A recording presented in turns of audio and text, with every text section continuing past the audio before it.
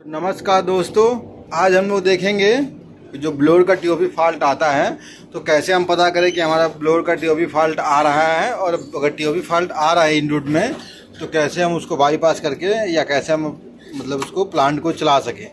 देखिए, जो ब्लोअर का टीओपी फॉल्ट आता है तो देखेंगे जो इनपुट सप्लाई है, ये जो देखेंगे तो ये पहला ब्लोअर 1 का है, प्लांट 1 करके देखेंगे टेम्परेचर ब्लोअर मोटर 1.1 फॉल्ट का ये दिखा रहा है। तो दूसरा देखेंगे तो ये इधर दूसरा ब्लोअर का है 2.1 का फॉल्ट का। ये टीओपी अगर फॉल्ट हो जाएगा, टीओपी फॉल्ट मतलब क्या है कि मोटर अपने मतलब नॉर्मल हीट से ज़्यादा हीट हो जाएगी, तो जो उसका जो टीओपी है वो ओपन है। जब वो ओपन हो जाएगा तो ये जो सप्लाई है ये यहाँ से, तो क्या होगा कि ये जब देखेंगे यहाँ पे K27 है ना, ये जो K27 है ये ऑफ हो जाएगी। जैसे ही K27 ऑफ हो जाएगा तो यहाँ पे सप्लाई जल जाएगी, और ये क्या दोनों तक सप्लाई जल जाएगी। अगर जो भी ब्लोअर का टीओपी मारेगा जल जाएगा, और ये क्या शो करेगा, तो ये शो करेगा सीपीयू में कि ब्लोअर आपका टीओपी मतलब फॉल्ट हो गया है, मतलब मोटर ज़्यादा हीट हो गई है। तो अगर जैसे ये इंडिकेशन आएगी तो ये सीपीयू क्या करेगा, तो पूरे प्लांट को ऑफ करा देगा, ब्लोअर के सहित में पूरा प्लांट ऑफ करा देगा ये,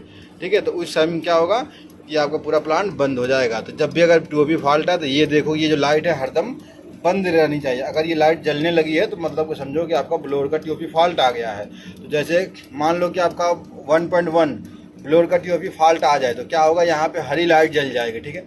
अब उसको ऑन करना है इन रूट में। अब ऊपर तो जाकर देख नहीं सकते कि क्या हो रहा है क्या नहीं। तो अब इसको क्या करेंगे, तो देखेंगे इस साइड में वागो होता है, तो जो इधर वागो हैं तो 1.1 जो ब्लोअर है उसका वागो नंबर है 164 देखेंगे यहाँ पे। तो थोड़ा जूम कर लेता हूँ, आपको दिखा रहा हूँ। तो देखेंगे तो 164 है ना, ये पहला ब्लोअर का है। तो 164 को क्या करेंगे, 164 को 162 से लूप कर देंगे तो आपका ये पहला वाला ब्लोअर का टीओपी गायब हो जाएगा, ठीक है।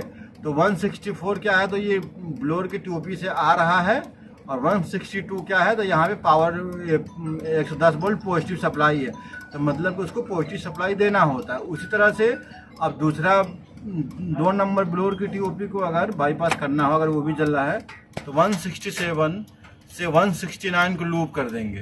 तो 169 देखिए, 167 से 169 क्या नज़दीक पड़ेगा, तो इससे लूप कर देंगे। तो भाई ऐसा नहीं है कि 169 से हो, किसी भी कहीं से भी पॉजिटिव सप्लाई अगर 164 पे दे देंगे, 164 पे दे देंगे तो 1 वाला बाईपास हो जाएगा, और 167 पे दे देंगे तो 2 वाला बाईपास हो जाएगा ब्लोअर। तो कहीं से भी दे देंगे अगर पॉजिटिव सप्लाई तो ये बाईपास हो जाएगा।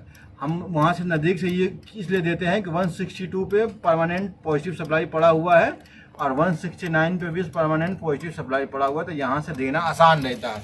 इस तरह से आप दे देंगे तो ब्लोअर की टीओपी आपकी गायब हो जाएगी।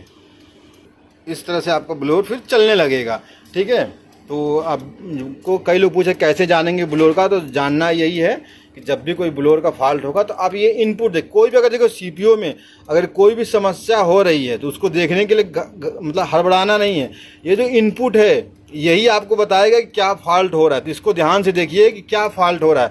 जैसे मैं मान लो एग्जाम्पल में कि अगर ये कह दिया कि एयर कंडीशनर फॉल्ट, तो इसका क्या फॉल्ट है भाई, तो ये कह रहा है कि जो ऑन ऑफ रोटरी स्विच है, यहाँ से ऑन ऑफ जो रोटरी स्विच है ये ऑन नहीं है, तो इसकी वजह से वो नहीं जलेगा, ठीक।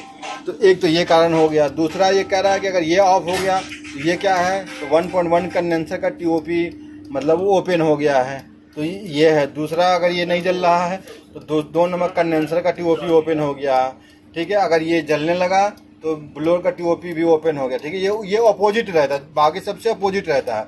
ये क्या है, तो ओएसपी ओपन हो जाएगा तो ये नहीं जलेगा। गैस कम हो जाएगा तो ये एलपी से ट्रिप मतलब इंडिकेशन नहीं जलेगा, तो कंप्रेसर नहीं लगेगा। दूसरा अभी कंप्रेसर के लिए ये कंट्रोल प्रेशर, जब कंट्रोल प्रेशर ऑन होगा तो 2 कंडेंसर लगेगा, नहीं तो एक ही कंडेंसर लगेगा, ठीक है। उसी तरह से सेम ऐसा है 400 वोल्ट ओके, अगर 400 वोल्ट ओके नहीं आएगा तो क्या हो, कहाँ से आएगा, तो ये K45 से आएगा, ठीक है। तो वहाँ से आएगा। ये दोनों कंडेंसर ऊपर 1.1 2.1 2.2 ये दोनों कंडेंसर मोटर का टीओपी है। फिर उसी तरह सेम ब्लोअर का 2 नंबर का, फिर ये ओएचपी का 2 नंबर का ओएचपी, फिर 2.1 और 2.2 कंप्रेसर का एलपी, फिर उसके तरह से कंट्रोल प्रेशर। हाँ, ये नीचे जो है ये एचपी है, जब भी हेड प्रेशर बढ़ेगा और एचपी मारेगा तो ये हल्का हल्का मतलब ब्लिंक करेंगे, समझो कि एचपी है। तो जितने भी तरह के फॉल्ट आएंगे लमसम 80% फॉल्ट आपको यहीं से शो हो जाएंगे कि क्या फॉल्ट है, नहीं फॉल्ट है, आप यहीं से पकड़ पाएंगे। बाकी जो बचे अब सेंसर, इनपुट सेंसर, तो इनपुट सेंसर को आप डिस्प्ले में जाके देख सकते हैं कि क्या फॉल्ट है। जैसे मान लो यहाँ पे सब कुछ ओके दिखा रहा फिर भी प्लांट नहीं चल रहा, तो अब उसके लिए आपको करना क्या है कि डिस्प्ले में जाना है आपको, और डिस्प्ले में जाके यहाँ से मीनू दबाएंगे। जैसे देखिए मीनू दबाने के बाद अब हम जब मीनू दबाएंगे तो सीधा स्टार्ट प्लांट में आएंगे। लाइट बंद, मीनू दबा के और सीधा स्टार्ट प्लांट में जाएंगे। यहाँ पे देखेंगे तो देखिए दिखा रहा है कि ब्लोअर ऑन है, कंडेंसर ऑन है, ठीक है। अब ऐसे आस करते जाएंगे तो आगे बढ़ता जाएगा। अब यहीं पे ये सेंसर का दिखा देगा। अगर यहाँ पे किसी सेंसर का रीडिंग गलत आ रहा हो, ठीक है, तो ध्यान देना है। जैसे मान लो एक आता है कि रिटर्न ईयर भी सही है, फ्रेश ईयर भी सही है, फिर भी प्लांट नहीं चल रहा है, तो उसमें ये देखना होता है कि जो सप्लाई ईयर है, अगर इसका सेंसर का रीडिंग 5 के नीचे जाने लगेगा तो भी प्लांट नहीं चलेगा। तो नॉर्मली ये मतलब अगर गाड़ी ऑटो रहेगी तो बहुत जाएगा 7 मतलब 8 से 10 के बीच के आसपास रहेगा। अगर ये 5 जाने लगेगा तब भी आपका प्लांट नहीं चलेगा, ठीक। या रिटर्न ईयर का सेंसर कोई बहुत ज़्यादा माइनस में मतलब कम जाने लगे, जैसे मान लो कोई 15 जाने लगे, 16 जाने लगे, तो क्या सेंस करेगा गाड़ी ऑटो में चली गई है, ठीक है। तो अब मतलब यहाँ पे आपको एक बार सेंसर भी देख लेना है और एक बार इनपुट देख लेना है। अगर सेंसर और इनपुट देख लिए तो आप यहाँ से फॉल्ट को ये समझ सकते हैं कि फॉल्ट इसमें क्या है, तो उस अनुसार आप इसको सही कर सकते हैं। तो वीडियो अच्छा लगे तो लाइक और सब्सक्राइब करें। धन्यवाद, मिलते हैं फिर अगले वीडियो में।